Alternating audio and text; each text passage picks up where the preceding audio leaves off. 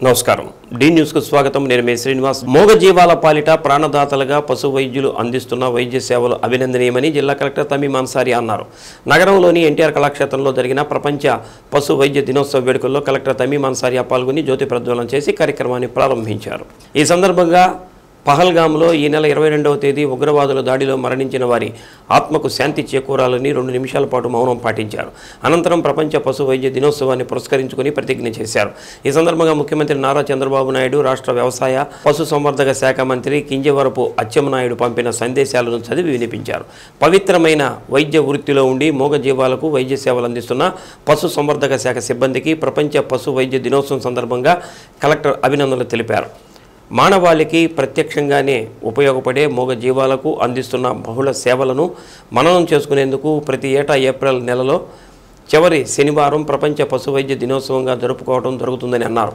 పశువులకు వైద్య సేవలతో పాటు పశువుల నుంచి సోకే జూనోటిక్ వ్యాధుల నివారణలో పశు వైద్యులు ప్రధాన పాత్ర పోషిస్తున్నారని అన్నారు స్వర్ణాంధ్ర 2047 విజన్ కార్యక్రమంలో భాగంగా ప్రతి జిల్లా ఒక విజన్ డాక్యుమెంట్ను రూపొందించడం జరిగిందని అన్నారు అందులో భాగంగా ప్రకాశం జిల్లా విజన్ డాక్యుమెంట్లో లైవ్ స్టాక్ సెక్టార్ 9,735 కోట్ల రూపాయల జీడీపీతో మొదటి స్థానంలో ఉందని అన్నారు అలానే పాల ఉత్పత్తిలో రాష్ట్రంలో 5వ స్థానంలో ఉందని కలెక్టర్ తెలిపారు ఎక్కువ శాతం పేద కుటుంబాలు పాడి పరిశ్రమపై ఆధారపడి జీవిస్తున్నారని అన్నారు పాడి పరిశ్రమలో జిల్లాను మొదటి స్థానంలో నిలిపేందుకు పశుసంవర్ధక శాఖ అధికారులు తమ వంతు కృషి చేయాలని అన్నారు ప్రపంచ పశు వైద్య దినోత్సవాన్ని పురస్కరించుకొని పశుసంవర్ధక శాఖ సిబ్బందికి నిర్వహించిన క్రీడా పోటీల్లో గెలుపొందిన వారికి కలెక్టర్ తమీం అన్సారీ మెమెంటోలు అందజేశారు కార్యక్రమంలో ఆర్డీఓ లక్ష్మీ ప్రసన్న పశుసంవర్ధక శాఖ joint director doctor Baby Rani పశుసంవర్ధక శాఖకు సంబంధించిన వైద్యులు అధికారులు సిబ్బంది తదితరులు పాల్గొన్నారు principles of veterinary medical ethics I accept as a knowledge and skill for the benefit of society of livestock resources and the advancement of World Veterinary Day శుభాకాంక్షలు తెలియజేస్తున్నాను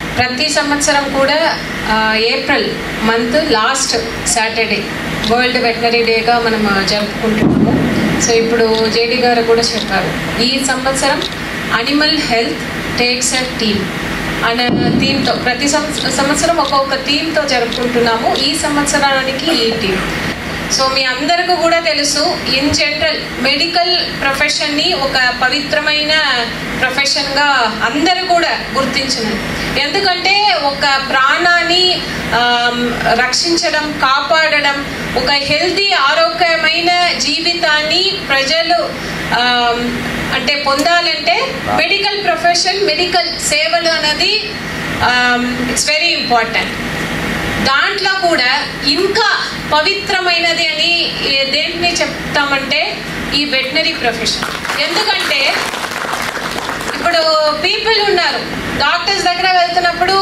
వారికి ఏం ప్రాబ్లం అన్నది వారే చెప్తారు ఏ డాక్టర్ దగ్గరికి మనం వెళ్ళినా డాక్టర్ మనల్నే అడుగుతారు మీకు ఏం చేస్తుంది ఎప్పటి నుంచి ఉంది అని మనల్నే అడిగి తెలుసుకుని దానికి ట్రీట్మెంట్ చేస్తారు బట్ అనిమల్స్ దగ్గర అలా లేదు అనిమల్స్కి వారికి ఎటువంటి ప్రాబ్లం ఏ ప్రాబ్లం అనేది మీరే తెలుసుకుని మీరు చేస్తున్నారు అటువంటి అంటే మాటలు రాని ఒక జంతువులకు వైద్యం చేయడం వారిని కాపాడడం రక్షించడం అనేది మెడికల్ ప్రొఫెషన్ కంటే ఇంకా పవిత్రమైనది అనేది నా ఒక పర్సనల్ ఒపీనియన్ అటువంటి మంచి సేవల్ని చేస్తున్న మీ అందరికీ కూడా ఈ సందర్భంగా మీ అందరూ కూడా అభినందనలు తెలియజేస్తున్నాను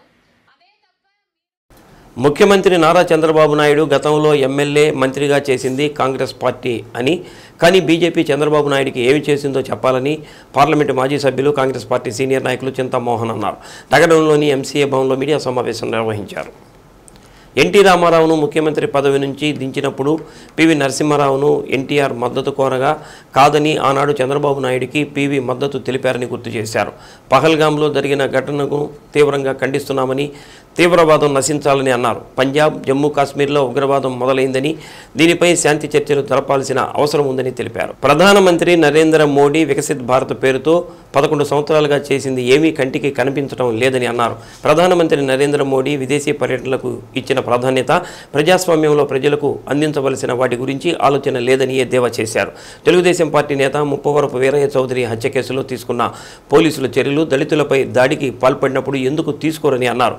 కార్పొరేట్ సంస్థలకు వేల ఎకరాలు దోచిపెడుతూ రాష్ట్రాన్ని, దేశాన్ని సర్వనాశనం చేస్తున్నారని తెలిపారు. 75 సంవత్సరాల స్వాతంత్ర భారతదేశంలో ఆర్థిక అసమానతలు నేటికి కొట్టొచ్చినట్లు కనిపిస్తున్నాయని, వాటిపై దృష్టి సారించాల్సిన అవసరం ఉందని అన్నారు. సమావేశంలో కాంగ్రెస్ పార్టీ నాయకులు విజయేంద్ర బహుజన్ పాల్గొన్నారు. కారణం 3 అంశాలు మీ ముందు ప్రస్తావించేదానికి రావడం జరుగుతూ ఉంది. మొదటిది వికసిత్ భారత్, రెండవది కారంచేడు వర్గీకరణ, మూడవది ఆర్థిక అసమానతలు భారతదేశంలో. ప్రధానమంత్రి మోడీ గారు స్పీచ్ నేను విన్నాను. ఆయన వికసిత్ భారత్ గురించి చెప్తుంటే విన్నాను. ఏంటి ఆయన చెప్తున్నాడు? 8 లక్షల కోట్ల రూపాయలు బ్యాంకుల ద్వారా పేదవాళ్ళకి ఇచ్చాను అని చెప్తున్నాడు. వికసిత్ భారత్ ఎంఎస్ఎంఈలకు కూడా ఇచ్చాను అంటున్నాడు. నిజంగా భారతదేశం వెలిగిపోతూ ఉందా? ఎక్కడ పట్టిన ఆకలి, ఎక్కడ పట్టిన నిరుద్యోగం, ఎక్కడ పట్టిన అసంతృప్తి, ఆకలి కనిపిస్తూ ఉన్నాయి, అప్పులు, ఆవేదన కనిపిస్తూ ఉంది. ఈరోజు ప్రధానమంత్రి గారు ఏం చేస్తున్నారు గత 10-11 సంవత్సరాలు అంటే నాకు కనిపిస్తూ ఉన్నది 2-3 విషయాలే. కంటికి కనపడటం లేదు ఆయన ఏం చేస్తుండేది, ఏం చేసింది 10 సంవత్సరాల్లో. ఒకటి మాత్రం స్పష్టంగా కనిపిస్తూ ఉంది. దినానికి 4 సార్లు బట్టలు మారుస్తున్నాడు ప్రధానమంత్రి. ప్రొద్దున్నే ఒక జత, మధ్యాహ్నం ఒక జత, సాయంకాలం ఒక జత, రాత్రికి సరే. మరి దినానికి 1-2 స్పీచ్లు ఇస్తున్నాడు, ఘనంగా స్పీచ్లు ఇస్తున్నాడు. మరి ఆ స్పీచ్ల్లో ఏముంది? ఒక మంచి ఉపన్యాసకర్త ఉపన్యాసాలు ఇస్తున్నాడు, కానీ ప్రయోజనం లేని ఉపన్యాసాలు ఇస్తున్నాడు ప్రధానమంత్రి గారు. చంద్రబాబు నాయుడు నాకు 50 సంవత్సరాలుగా తెలిసాయా. ఆయన యూత్ కాంగ్రెస్లో ఉండేవాడు, నేను యూత్ కాంగ్రెస్లో ఉండేవాడిని. మరి నేను తిరుపతి టౌన్ కాంగ్రెస్ ప్రెసిడెంట్గా ఉండేవాడిని, ఆయన పులిచెర్ల కాంగ్రెస్ ప్రెసిడెంట్గా ఆయన ఉండేవాడు. మరి ఆయన అదృష్టవంతుడు. ఆయన డేట్ ఆఫ్ బర్త్ 2021 కాదు, ఎన్ని ఒకటి గ్యాసు నాకు తెలుసు మొత్తం. ఇదే ఊరికే చెప్పుకుంటున్నాడు, కానీ నాకంటే ఆయన 6 సంవత్సరాలు పెద్ద. కానీ ఒక్కటి మాత్రం, కాంగ్రెస్ పార్టీ వల్ల ఆయన ఎమ్మెల్యే అయ్యాడు, కాంగ్రెస్ పార్టీ వల్ల ఆయన మంత్రి అయ్యాడు, కాంగ్రెస్ పార్టీ వల్లే ఆయన ముఖ్యమంత్రి అయ్యాడు. మీరు అడగొచ్చి ఎట్టయ్యాడు ఆయన? ఎన్టీ రామారావుకి చంద్రబాబు నాయుడుకి తగాదా పడితే పివి నరసింహారావు ప్రధానమంత్రిగా ఆలోచించాడు. రామారావు ఫోన్ చేసి చెప్పాడు, ఏమని? మీతో అలయన్స్ చేస్తాను, మీతోనే కలిసిపోతాను, ఏడీఎంకే డిఎంకే లాగా మీతో కలిసిపోతానని రామారావు ఫోన్ చేస్తే నేను పివి నరసింహారావుకు దగ్గరగా ఉన్నాను ప్రధానమంత్రి గారికి. ప్రధానమంత్రి గారు ఎన్టీ రామారావు మాటను కూడా పక్కన పెట్టి చంద్రబాబు నాయుడిని ముఖ్యమంత్రి చేశాడు. ఆయన కాంగ్రెస్ పార్టీ చేతుల్లో ఉండింది ఆ రోజు. ఆయన ముఖ్యమంత్రి కావడానికి కారణం కాంగ్రెస్ పార్టీ. మరి ఆయన అడ్మినిస్ట్రేషన్ బాగుంది ఆయన అడ్మినిస్ట్రేషన్. కాకపోతే ఏంటంటే 40 ఏళ్ళలో భారతదేశం ఎట్లుండాలి? ఈరోజు కడుపుకు ఆకలికి వాడు అల్లాడుతున్నాడు. వాడికి ఎన్నికలకు ముందు ఇచ్చిన హామీలలో భాగంగా కూటమి ప్రభుత్వం మత్స్యకారులకు వేట నిషేధ భృతిని 10,000 నుంచి 20,000కు పెంచి అర్హులైన ప్రతి మత్స్యకార కుటుంబానికి నేరుగా వారి బ్యాంకు ఖాతాల్లో నగదు జమ చేసి చెప్పిన మాట నిలబెట్టుకున్న ముఖ్యమంత్రిగా చంద్రబాబు నాయుడు నిలిచిపోయారని మత్స్యకార నేతలు తెలిపారు. వేట నిషేధ సమయంలో ప్రభుత్వం ఇచ్చే నిషేధ భృతి 20,000 రూపాయలు విడుదల చేసినందుకు ఒంగోలు నియోజకవర్గంలోని మత్స్యకార నేతలు సీఎం చంద్రబాబు నాయుడు చిత్రపటానికి కలెక్టరేట్ వద్ద పాలాభిషేకం చేశారు.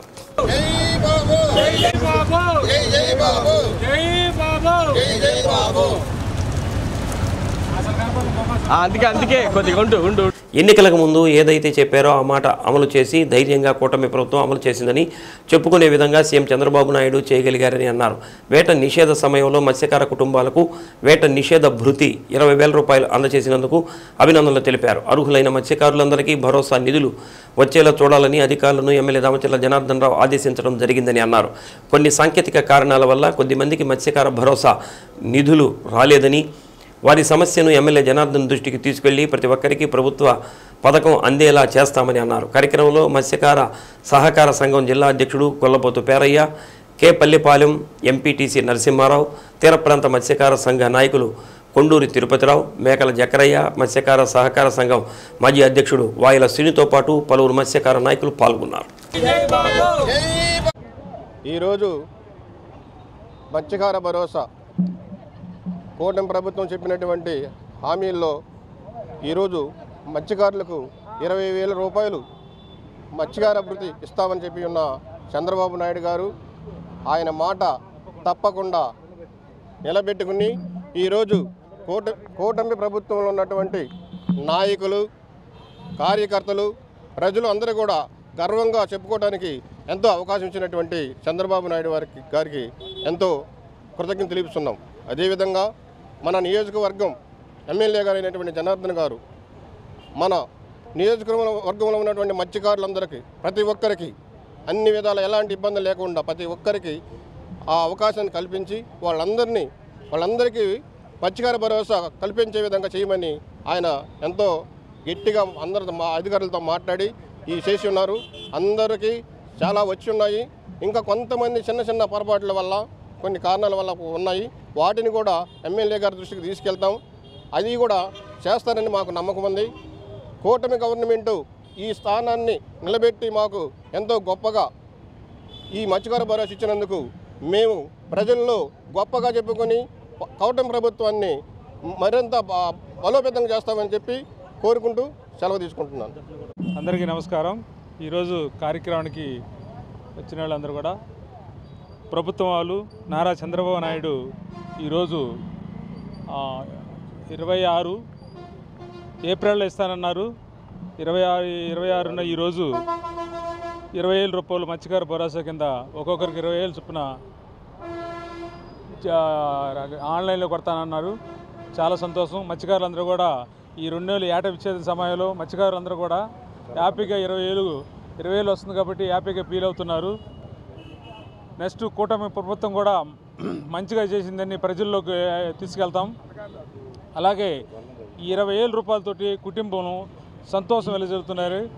ఇవాళ మా మత్స్యకారులందరూ కూడా చాలా హ్యాపీగా ఫీల్ అయ్యి నారా చంద్రబాబు నాయుడిని వాళ్ళ కుటుంబ సభ్యులందరూ కూడా పాలాభిషేకం చేసి ఒంగోలు కలెక్టరేట్ దగ్గర పాలాభిషేకం చేసి చంద్రబాబు నాయుడు బొమ్మకి పాలాభిషేకం చేసాం. అందుకని కృతజ్ఞతలు తెలుపుకుంటూ సెలవు తీసుకుంటున్నాను. ఈరోజు మా మత్స్యకార గ్రామాల్లో మా మత్స్యకారులకు పండగ రోజు. గత ప్రభుత్వం 10,000 ఇచ్చేది, అది కరెంటు బిల్లులని పొలాలు ఉన్నాయని చెప్పి ఎంతోమందిని లబ్ధిదారులను కూడా అనర్హులుగా చేసింది. అదే ఈ ఎన్డీఏ ప్రభుత్వం ఈరోజు ఆ తీసేసిన వాళ్ళ పేర్లు కూడా ఈరోజు ఇస్తూ 20,000 పెంచి ఇస్తున్నారు. చాలా సంతోషం. ఆయనకు నారా చంద్రబాబు నాయుడు గారికి ఎంతో రుణపడి ఉంటామని మత్స్యకారుల తరపున మేము ధన్యవాదాలు తెలుపుకుంటున్నాం. వేసవిలో పక్షులు, జంతువులు నీటి కోసం ఇబ్బంది పడకుండా వాటి సంరక్షణ కోసం వివిధ ప్రాంతాలలో చెట్లకు నీటి వసతి ఏర్పాటు చేసే చర్యలు తీసుకోవడం జరిగిందని జిల్లా కలెక్టర్ తమీం అన్సారీ అన్నారు. ఒంగోలు నగరపాలక సంస్థ కార్యాలయ ఆవరణలో వేసవిని దృష్టిలో ఉంచుకొని మూగజీవాలకు నీటి ఏర్పాటు కోసం తొట్లు, ముంతలను పంపిణీ కార్యక్రమం చేపట్టారు.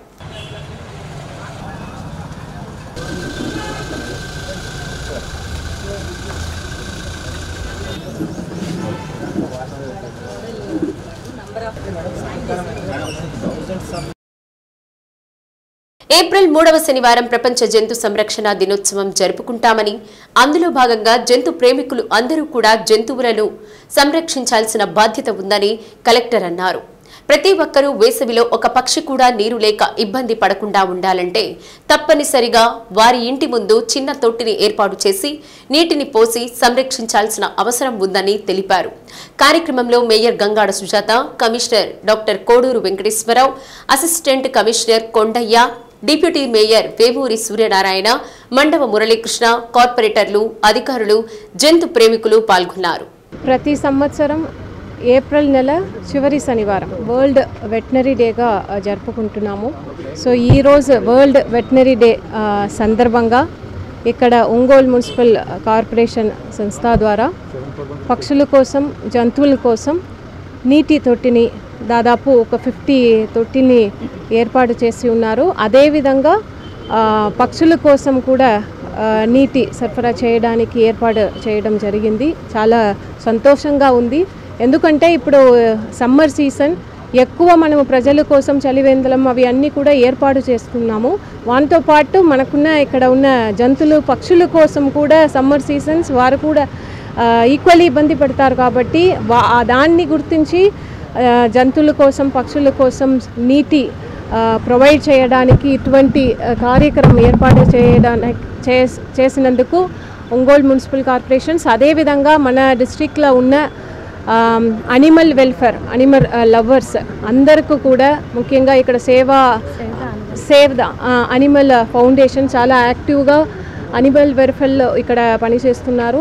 సో అందరికీ కూడా ఈ సందర్భంగా అభినందనలు తెలియజేస్తూ, అదేవిధంగా జిల్లా ప్రజలు అందరూ కూడా మీకున్న ప్రజలు మీ నైబర్స్తో పాటు అదర్ జంతువులు, పక్షుల కోసం మీ వైపు నుంచి కూడా వారికి వాటర్ ప్రొవైడ్ చేయండి అని కోరుతూ సెలవు తీసుకుంటున్నాను.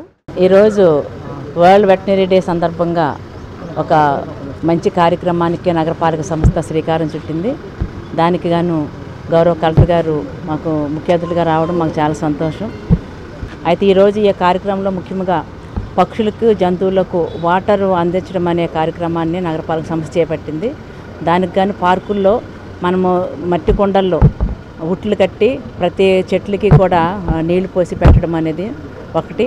రెండోది ఏంటంటే కుక్కలకి సిమెంటు కుండీల్లాగా కట్టించి దాన్ని తొట్టెలు పెట్టి అక్కడక్కడ దాన్ని నీళ్లు పోసి పెట్టడం అనేది రెండో కార్యక్రమం. ఈ రెండిటి వలన పక్షులకి, అటు జంతువులకి కూడా ఎండాకాలం మనమే బయట ఉండి తిరగలేకపోతున్నాము. ఈ వేడికి తట్టుకోలేక ఎక్కడ నీళ్లు దొరుకుతాయి, ఎక్కడ మజ్జి దొరుకుతుందని చూస్తుంటాము. కానీ కుక్కలు నోరు తెరిచి అడగలేవు, పక్షులు కూడా అడగలేవు, మూగజీవాలు. కాబట్టి వాటిని సంరక్షించే బాధ్యత ప్రభుత్వం కూడా తీసుకుంది. కాబట్టి అటు భారత ప్రభుత్వం, అలాగే మన రాష్ట్ర ప్రభుత్వం కూడా ఈ యొక్క కార్యక్రమాన్ని చేపట్టమన్న ఆదేశాల మేరకు, అలాగే మా యొక్క ఒంగోలు మన ఎమ్మెల్యే గారు కూడా సూచనల మేరకు ఈ యొక్క మంచి కార్యక్రమాన్ని చేపట్టడం జరిగింది. కనీసం ప్రజలు కూడా, పబ్లిక్ కూడా దాన్ని చూసి వాటికి కూడా అందులో తొట్టులో నీళ్లు పోసే విధంగా ముందుకు రావాల్సిందిగా కోరుతూ, ఈ యొక్క సమ్మర్ని అందరూ కూడా సమ్మర్కి భయపడకుండా ఈ యొక్క మంచి కార్యక్రమాలు చేపట్టమని కోరుతూ సెలవు. ప్రతి ఏటా 2 నెలల పాటు ఉండే చేపల వేట నిషేధ కాలంలో మత్స్యకార కుటుంబాల జీవనం కోసం ఇచ్చే భృతిని రాష్ట్ర ప్రభుత్వం 10,000 నుంచి 20,000కు పెంచడం జరిగిందని జిల్లా కలెక్టర్ తమీం అన్సారియా తెలిపారు. కలెక్టరేట్లోని వీడియో కాన్ఫరెన్స్ హాల్లో మత్స్యశాఖ ఏర్పాటు చేసిన సముద్ర చేపల వేట నిషేధ కాలంలో నిషేధ భృతి పంపిణీ కార్యక్రమంలో కలెక్టర్ తమీం అన్సారియా పాల్గొని మెగా చెక్కును మత్స్యకారులకు అందజేశారు. చేపల వేట నిషేధం వలన ప్రభావితమయ్యే ప్రతి మత్స్యకారు కుటుంబానికి ఇచ్చే సహాయం భృతిని రాష్ట్ర ప్రభుత్వం 10,000 నుంచి 20,000కు పెంచడం జరిగిందని కలెక్టర్ అన్నారు. ఈ పథకం ద్వారా ప్రకాశం జిల్లాలో 2025-26 సంవత్సరానికి గాను 5,501 మంది సముద్ర మత్స్యకారులకు ఒక్కొక్క కుటుంబానికి 20,000 రూపాయల చొప్పున 11,20,00,000 రూపాయలు లబ్ధి చేకూరనున్నట్లు తెలిపారు. జిల్లాలో కొత్తపట్నం, ఒంగోలు, టంగుటూరు, సింగరాయకొండ, నగలుపులపాడు మండలాలకు చెందిన 5,501 మంది మత్స్యకారులకు ఈ భృతిని అందజేస్తున్నట్టు తెలిపారు. ముఖ్యమంత్రి నారా చంద్రబాబు నాయుడు స్వయంగా శ్రీకాకుళం జిల్లా ఎచ్చెర్లలో ఈ భృతిని మత్స్యకారులకు అందజేస్తున్నట్టు కలెక్టర్ తెలిపారు. కార్యక్రమంలో మత్స్యశాఖ joint director Srinivasarao, Kothapatnam MPP Lankapothu Anjireddy, జిల్లా మత్స్యకార సొసైటీ అధ్యక్షుడు గొల్లపోతు పేరయ్య, మత్స్యకార సంఘాల ప్రతినిధులు తిరుపతిరావు, సున్నం తిరుపతి, రాయం శ్రీనివాసరావు, వివిధ మత్స్యకార సంఘాల ప్రతినిధులు, మత్స్యకారులు తదితరులు పాల్గొన్నారు. శ్రీకాకుళం జిల్లా ఎచ్చెర్ల మండలం జిల్లాలో కూడా ఈ కార్యక్రమాన్ని డిస్ట్రిక్ట్ లెవెల్ ప్రోగ్రామ్గా నిర్వహిస్తున్నాము. మన ప్రకాశం జిల్లాలో 5501 ఫిషర్మ్యాన్ని దీనికి బెనిఫిషరీస్గా గుర్తించడం జరిగింది. వారికాను 11,20,00,000 అమౌంట్ వారి ఖాతాలోకే డైరెక్ట్గా జమ చేయడం జరుగుతున్నది. సో ఈరోజు కలెక్టరేట్లో బెనిఫిషరీస్ అందరికీ కూడా మెగా చెక్ డిస్ట్రిబ్యూషన్ చేయడం జరిగింది. Thank you. టీడీపీ నేత నగులుపలపాడు మాజీ ఎంపీపీ ముప్పవరపు వీరయ్య చౌదరిని నలుగురు దుండగులు ఒంగోలులో 4 రోజుల కిందట దారుణంగా హత్య చేశారు. 53 సార్లు కత్తితో పొడిచి అత్యంత పాశవికంగా అతని ప్రాణాలు తీశారు. రాష్ట్ర వ్యాప్తంగా సంచలనం సృష్టించిన ఈ హత్య కేసు దర్యాప్తు ఒక కొలికి వస్తుంది. ఇందుకు ఓ స్కూటీ కీలకంగా మారింది. వీరయ్య చౌదరి హత్య చోటు చేసుకున్న వెంటనే అతని ప్రత్యర్థిని పోలీసులు అనుమానించారు. విచారణకు హాజరు కావాలని కోరడంతో అతను వెంటనే పోలీసుల వద్దకు వెళ్లాడు. హత్య జరిగిన రోజు నుండి అతను వారి అదుపులోనే ఉన్నాడు. అయినప్పటికీ తనకేమీ తెలియదని, ప్రమేయం లేదని పోలీసులను నమ్మిస్తూ వచ్చాడు. మరోవైపు ఉప్పుగుండూరు రేషన్ మాఫియా డాన్ది అదే పరిస్థితి. ఇక వీరిని పక్కన పెట్టి పోలీసులు ఇతర కోణాలపై దృష్టి సారించారని భావిస్తున్నారు. ఈ తరుణంలో స్కూటీ దొరకడంతో కీలక ఆధారాలు లభ్యమయ్యాయి. దీంతో పోలీసు విచారణ ఊపందుకుంది.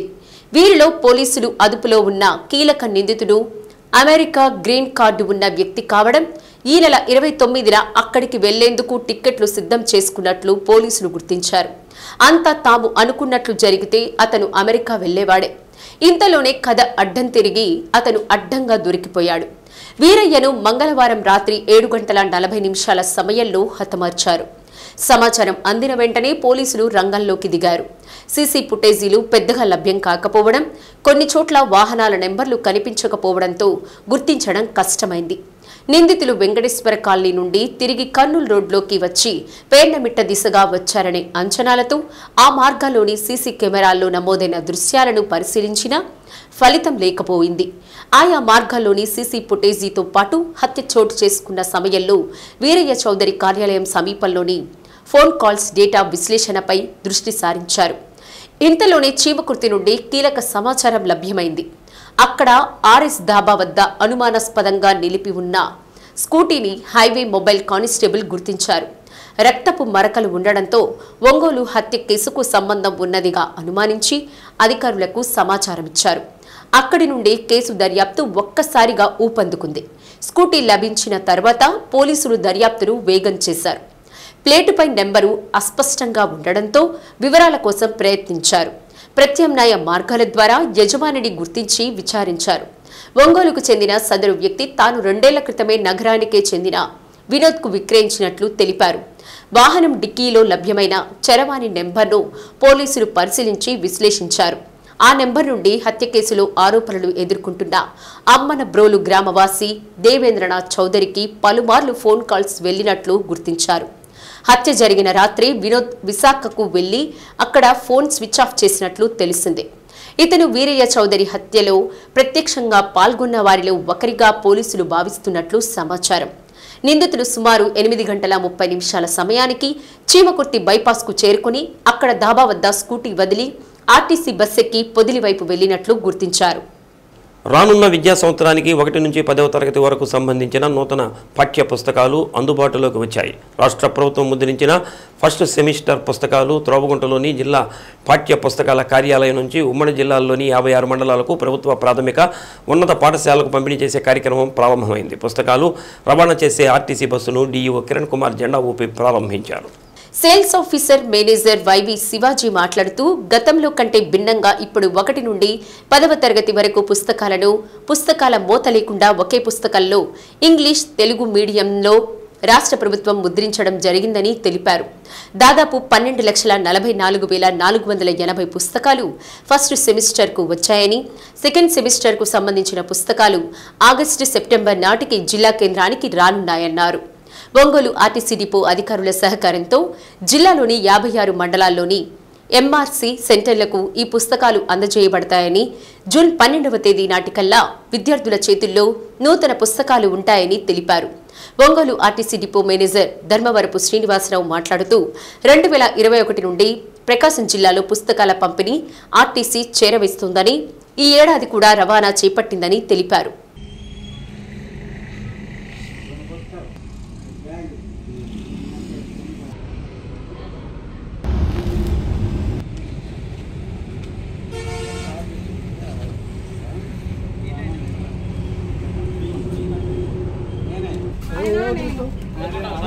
గత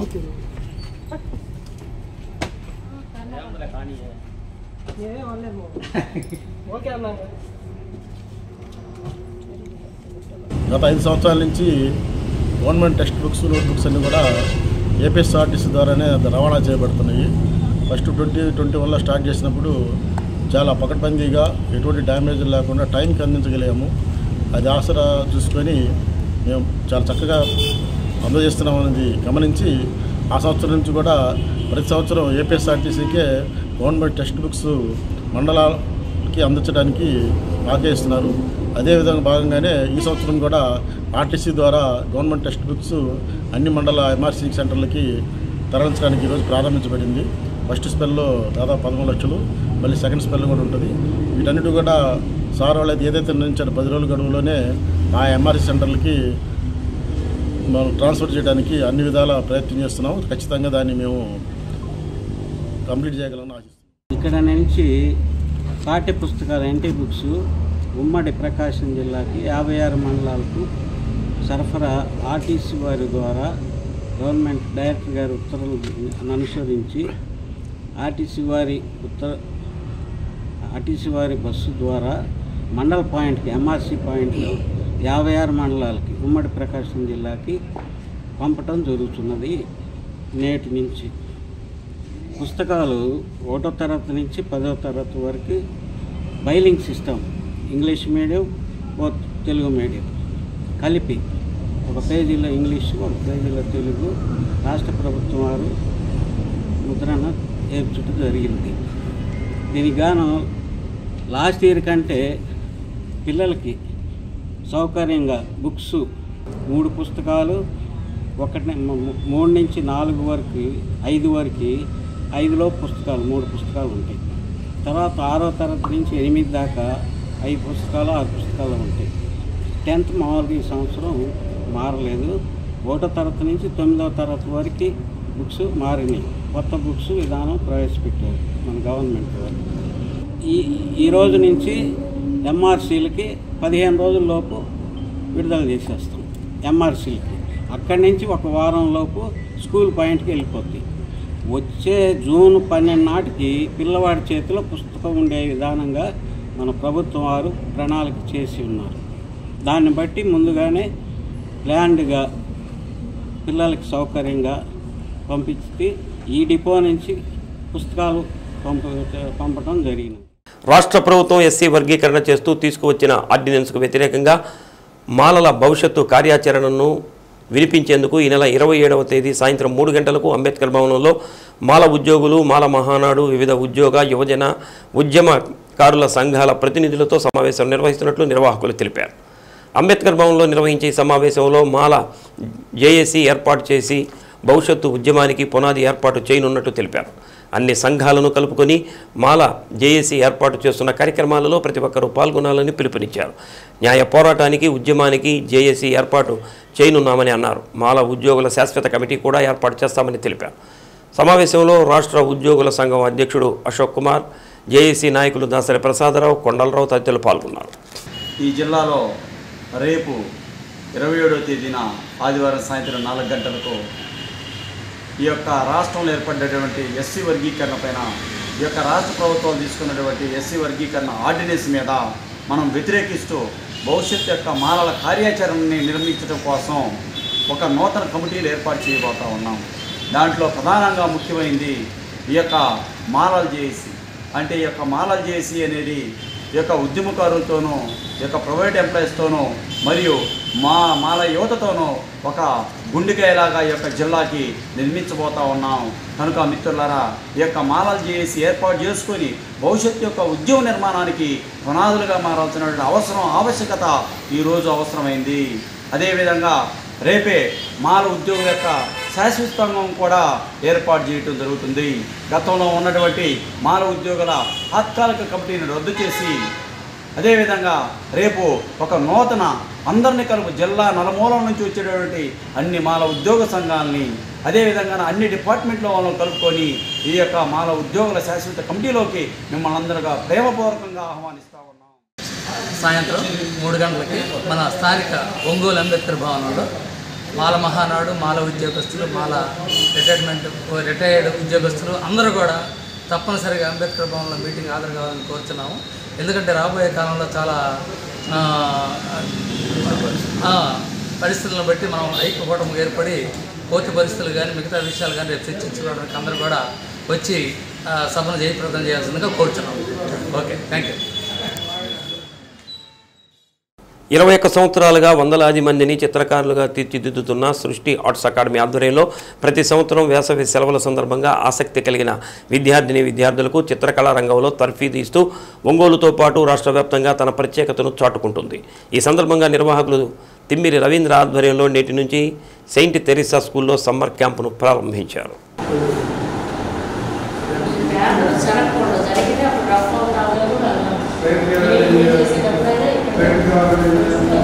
సమ్మర్ క్యాంపు వేసవి సెలవులు ముగిసేంత వరకు ఉంటుందని నిర్వాహకులు తెలిపారు. వయసుతో నిమిత్తం లేకుండా ప్రతి ఒక్కరికి క్యాంపులో ప్రవేశం ఉంటుందని, ఆసక్తి గలవారు సంప్రదించి నెల రోజులకు పైగా జరిగే సమ్మర్ క్యాంపులో పాల్గొని చిత్రకారులుగా తయారవ్వాలని తెలిపారు. సృష్టి ఆర్ట్స్ అకాడమీలో శిక్షణ పొందిన ఎంతో మంది రాష్ట్ర వ్యాప్తంగా జాతీయ స్థాయిలో చిత్రకళా రంగంలో మంచి ప్రావీణ్యత సాధించి ఎన్నో అవార్డులు, రివార్డులు సాధించాలని రవీంద్ర పేర్కొన్నారు. ఈ సమ్మర్ క్యాంపు నిర్వాహకులుగా తూనుగుంట నాగమణి, తిమ్మిరి శిరీష, తిమ్మిరి భానుచందర్ తదితరులు వ్యవహరిస్తున్నారు. నా పేరు డాక్టర్ తిమ్మిరి రవీంద్ర. సృష్టి ఆర్ట్ అకాడమీ ఆధ్వర్యంలో గత 22 సంవత్సరాల నుంచి మేము ఈ డ్రాయింగ్ అండ్ పెయింటింగ్లో సమ్మర్ క్యాంప్ నిర్వహించడం జరుగుతుంది. పిల్లలకి, పెద్దవాళ్ళకి అవుట్లైన్ డ్రాయింగ్ నుంచి water colours, oil colours, acrylic colours canvas మీద వేయటం, అదేవిధంగా వాళ్ళు పెయింటింగ్ కాంపిటీషన్స్లో ఎలా పార్టిసిపేట్ చేయాలి, ఆర్ట్ ఎగ్జిబిషన్స్లో ఎలా పార్టిసిపేట్ చేయాలి అనేది దానిలో వివరించడం జరుగుతుంది. పిల్లలు, పెద్దలు అందరూ దాన్ని ఆసక్తిగా నేర్చుకుంటున్నారు.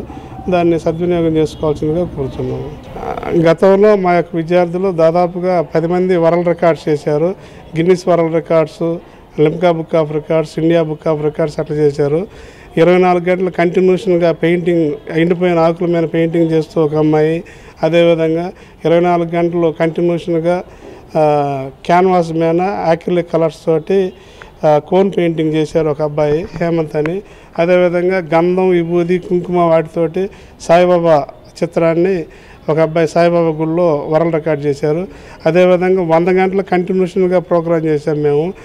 అట్లా కొంతమంది స్టూడెంట్స్, మా యొక్క విద్యార్థులు అందరూ కలిసి వరల్డ్ రికార్డ్స్ పెయింటింగ్లో సాధించారు. అదేవిధంగా రాష్ట్ర, జాతీయ స్థాయిలో వాళ్ళు ఆర్ట్ ఎగ్జిబిషన్స్లో పుట్టినరోజులను ఆర్భాటంగా చేసుకునే ఆనవాయితీ నుంచి సేవా కార్యక్రమాల వైపు దృష్టి సారించడం అభినందనీయమని మేయర్ గంగడ సుజాత అన్నారు. సీతారామమ్మ మెమోరియల్ చారిటబుల్ ట్రస్ట్ ఆధ్వర్యంలో మాతా శిశు వైద్యశాలలో ప్రవాస భారతీయులు అమర్చంద్, నాగా, కిన్నెర్ల కుమార్తె తలశీల సౌమిక 11వ జన్మదినం సందర్భంగా గర్భిణీలకు బ్రెడ్లు, బిస్కెట్లు, పండ్లు పంపిణీ చేశారు. జిల్లా వైద్య ఆరోగ్య శాఖ అధికారి వెంకటేశ్వర్లు, సూర్యశ్రీ, దివ్యాంగుల చారిటబుల్ ట్రస్ట్ ఫౌండర్ మండవ మురళీకృష్ణలతో కలిసి మేయర్ పంపిణీ చేశారు.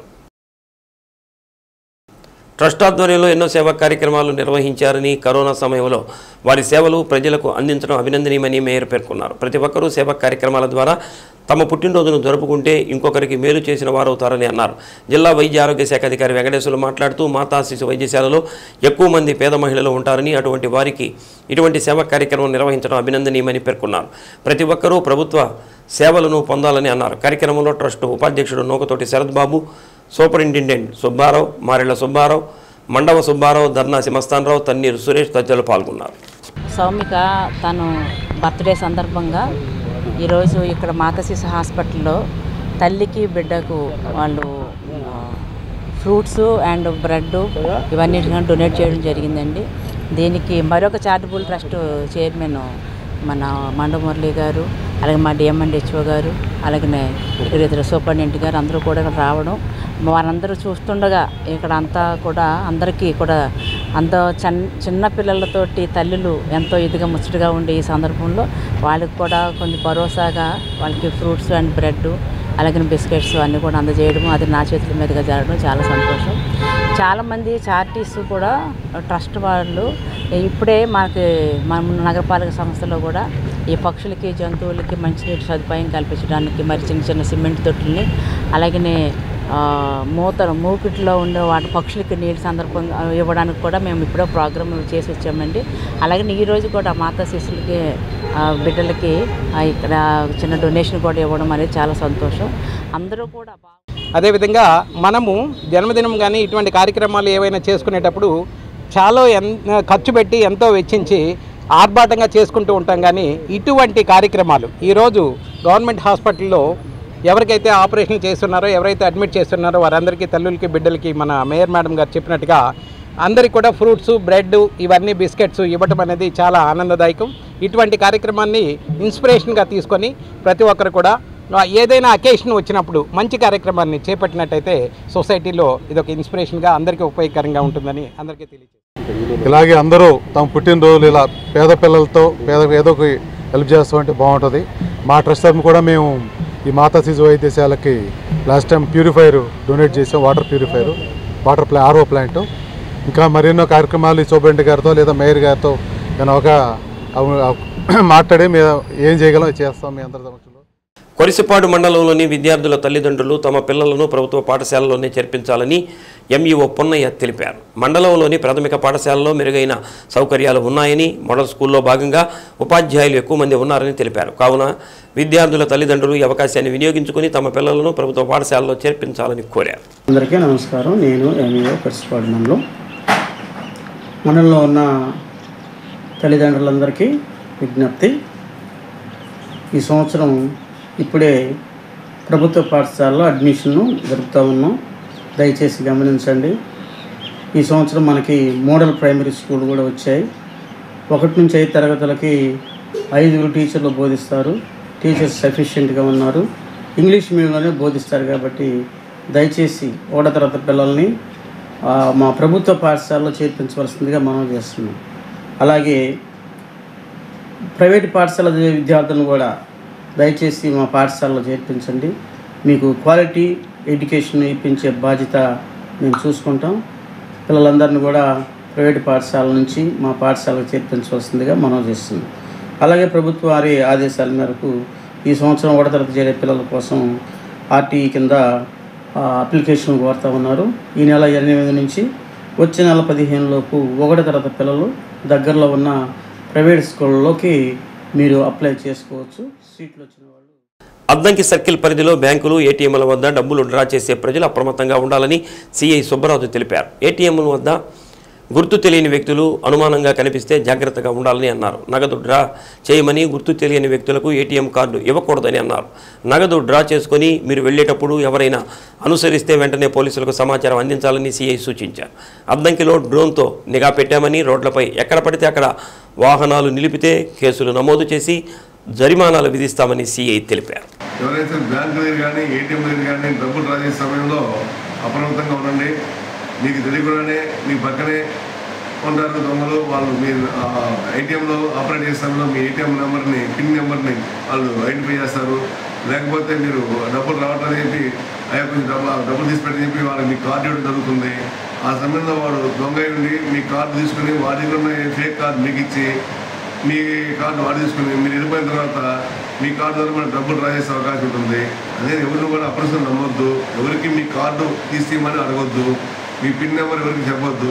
ఏటీఎంలో మీరు వెళ్ళినప్పుడు ఎవరైనా ఎక్కువసేపు అక్కడే ఉంటే గమనించి అతను బయటకు పోమని చెప్పండి. మీ పిన్ నెంబర్ తీసినప్పుడు మీకు మాత్రం నేనే తప్ప రెండో తెలియకూడదు. మీ జాగ్రత్త తీసుకోండి. ఎక్కువ మంది డ్రా చేసే సమయంలో మీ తోడు వేరే మనుషులు తెచ్చుకోండి. లేదంటే మ్యాక్సిమం ఫోన్పేనో అలాంటి వాడుతుంది తప్ప క్యాష్ క్యారీ చేయడం తగ్గించండి. క్యాష్ బై హ్యాండ్ తీసుకెళ్ళడం తగ్గించుకోండి. మీకు అవసరం ఉంటే ఫోన్పే ద్వారానో రకరకాల యాప్లు ఉన్నాయి, యంత్ర పరికరాల ద్వారా అది యూజ్ చేసుకోండి. మ్యాక్సిమం ఈ విషయాలు గమనించి దొంగల పని పడకుండా ఉండవలసింది కోరుతున్నాం. బల్లికురవ మండలంలో ఇటీవల జరిగిన గొడవల దృష్ట్యా ఎవరైనా శాంతి భద్రతలకు విఘాతం కలిగిస్తే కఠిన చర్యలు తీసుకుంటామని ఎస్ఐ నాగరాజు తెలిపారు. రెచ్చగొట్టే వ్యాఖ్యలు, కవ్వింపులకు పాల్పడితే కేసులు నమోదు చేస్తామని హెచ్చరించారు.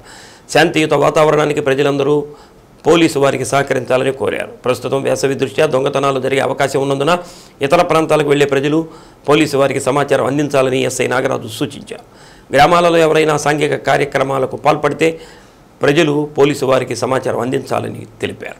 ప్రస్తుతం బల్లికురం మండలంలో జరిగినటువంటి కొన్ని సంఘటనల నేపథ్యంలో బల్లిపురం మండల ప్రజలందరికీ తెలియజేసేది ఏమనగా ఎవరైనా రెచ్చగొడితే రెచ్చపోయి శాంతి పద్ధతులకి విఘాతం కలిగిస్తే చట్టపరమైన చర్యలు తీసుకోబడను.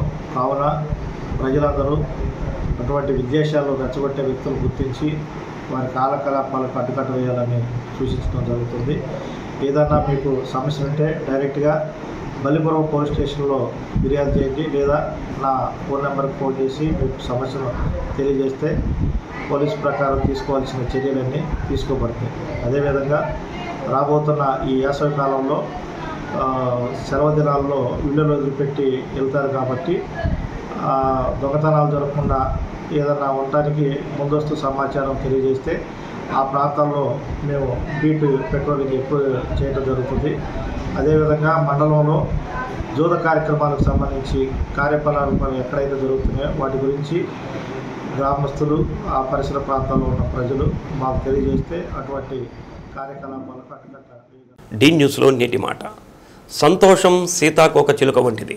దానికోసం పరిగెత్తినంతకాలం మనకు అది అందదు. మనం ప్రశాంతంగా కూర్చుంటే అదే వచ్చి మనపై వాలుతుంది.